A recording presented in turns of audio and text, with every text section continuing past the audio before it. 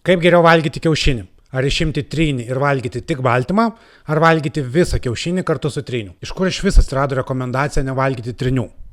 Pirma, trynys turi cholesterolio, antra, trynys turi 3 kartus daugiau kalorijų negu kiaušinio baltymas. Ir dėl to mes tiek daug kartų girdėjom, kad trynys yra blogai.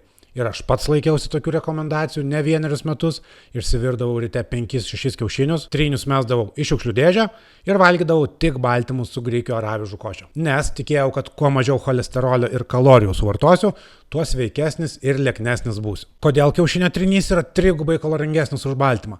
Todėl, kad trynys yra super didelė maistinių medžiagų koncentracija vienoje vietoje. Trynys turi visas maistinės medžiagas tam, kad atsirastų nauja gyvybė, su širdim, plaučiais, visais organais, nervų sistema, hormonais, oda. Žodžiu, viskas, ko reikia sveikam kūnui funkcionuoti, yra kiaušinėje. Vienintelis dalykas, ko kiaušinis neturi, tai yra vitaminas C. Visai neseniai buvo toks įdomus eksperimentas, kai Harvardo medicinos studentas pats ant savęs tikrino, ar kiaušiniai didina cholesterolio kiekį kraujyje. Jis suvalgė 720 kiaušinių per mėnesį ir jo cholesterolis net sumažėjo. Ir čia ne pirmas toks tyrimas, taip kad jeigu jums gydytojas sako valgyti mažiau trynių, bet nesako valgyti mažiau cukraus, čia yra didelė problema. Vienintelis atvejis, kada nevalgom trynio, tai kai pagal patiekalo receptą mums reikia tik kiaušinio baltymo. Visais kitais atvejais mes jį valgom ir džiaugiamės, kad turim tokią galimybę.